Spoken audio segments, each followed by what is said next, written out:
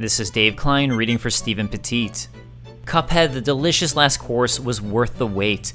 The level of detail and display in the DLC's handful of boss fights is simply mind-boggling. More than just visually impressive though, the new boss fights are more exciting, dynamic, and mechanically diverse.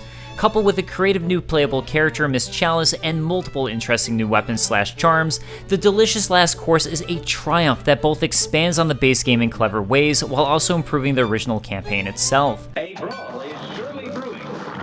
You're up. Miss Chalice is a game changer in the delicious last course, so it's not too surprising that the DLC's story is centered around her. The Legendary Chalice, a ghost who granted players super arts abilities in the main campaign, wants to come back to life. To do that, Miss Chalice, Cuphead, and Mugman must collect ingredients for the Wonder Tart from the bosses scattered across Inkwell Isle 4.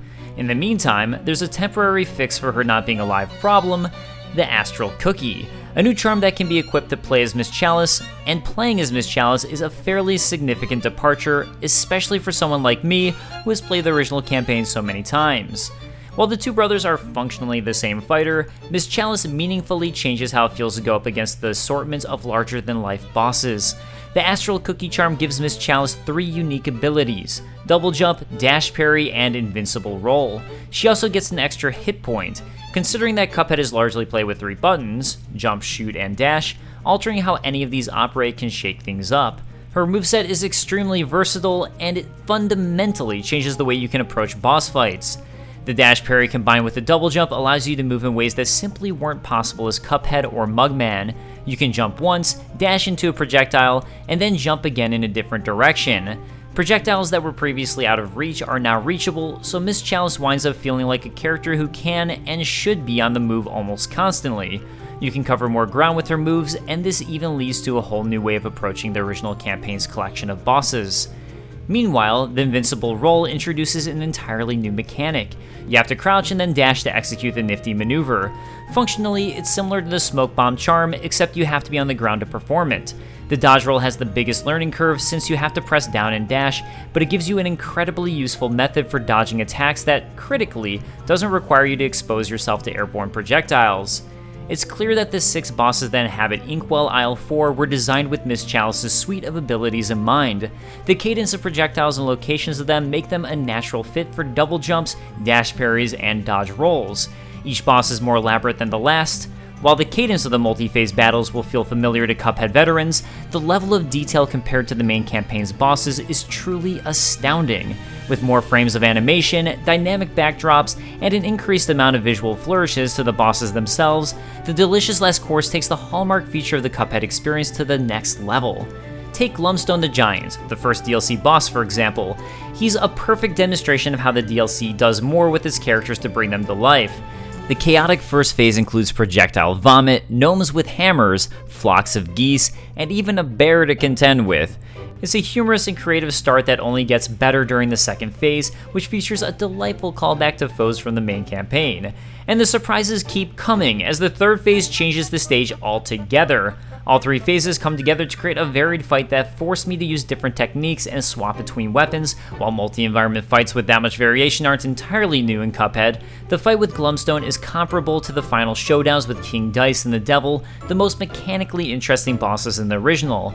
What's most impressive is that every boss in the DLC has a final boss feel to it. From a design perspective, Doggone Dogfight has the coolest stage across the entire Cuphead experience. You're pitted against the Howling Aces, a team of dogs specializing in aerial spectacles. You have to participate in the stunts too, as you're confined to walking across the top of a small airplane that's zipping through the air. Since you only have a little platform to work with, deftly timed jumps and dodges are key. When a giant flying mechanical dog passed by me in the sky, I sensed the final phase was going to be tricky. I wasn't prepared for the final stunt, and even after I knew it was coming, it still frequently tripped me up. That's the other thing about the DLC bosses. Their unique variations and wide array of attacks force you to stay nimble, even during phase transitions, which were often moments of reprieve in the base game. The Moonshine Mob adds a level of deception not present in any other boss fight, as the final phase really is all about forcing you to make ill-advised decisions. The fight also adds some fresh verticality into the mix, allowing you to attack from both above and below the boss. There's only one actual aerial boss in the bunch, a cow named Esther Winchester, who hides out in a saloon. Esther rivals Dr. Call's robot in terms of complexity for this type of Cuphead boss, as it has a couple of the most chaotic sequences throughout the entire game. The fight also gives you an opportunity to try Miss Chalice's slightly different plane mechanics. Her default plane attack is a spread shot and her bomb attack is faster, but not as precise as Cuphead's. In practice, neither of these moves really gives Miss Chalice an advantage against Esther, mainly because hitboxes in Cuphead aren't always very big in the aerial fights. Unsurprisingly, it's not just the visuals that make the Delicious Last Course a beautiful homage to cartoons of the 1930s and early 1940s. Just like the rest of the game, the DLC has a catchy orchestrated soundtrack with a mixture of strings and horn instruments. The jazzy tunes have a big band vibe to them, and they wonderfully complement the on-screen action. Try to play Cuphead on mute and see how much is lost. Without the accompanying music, crackling effects, and rhythmic sounds made by the weapons and other objects, Cuphead wouldn't be Cuphead. While the new bosses certainly feel aligned to Miss Chalice's moves, you can square off against them as Cuphead or Mugman for a whole new challenge that asks you to rethink your approach to certain attacks. Figuring out how to avoid obstacles that felt like a natural fit for Miss Chalice was like solving a clever riddle. The new Heart Ring charm certainly helps. It has 1 point on your 1st, 3rd, and 6th parries, with the caveat that parrying won't fill up your super meter.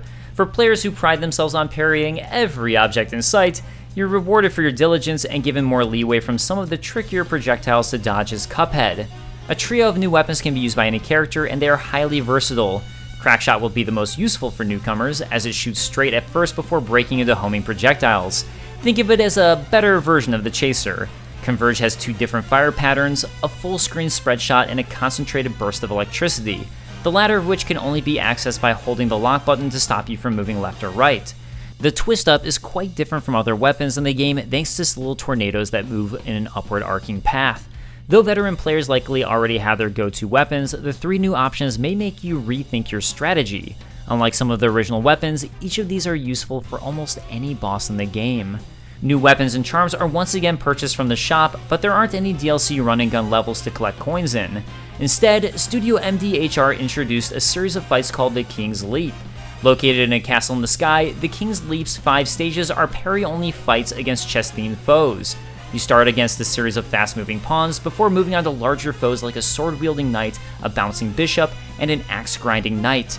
These wind up feeling like platforming levels, each with their own unique requirements for damaging a boss with the power of your parry alone. These stages are almost as entertaining as the regular bosses, which makes them a worthy substitute for the somewhat rote run-and-gun levels. You may be wondering, just how challenging is the DLC? All the bosses are at least as challenging as Inkwell Isle 3 and Inkwell Hell fights. Some sections of fights are more trying than any aspect of the base game.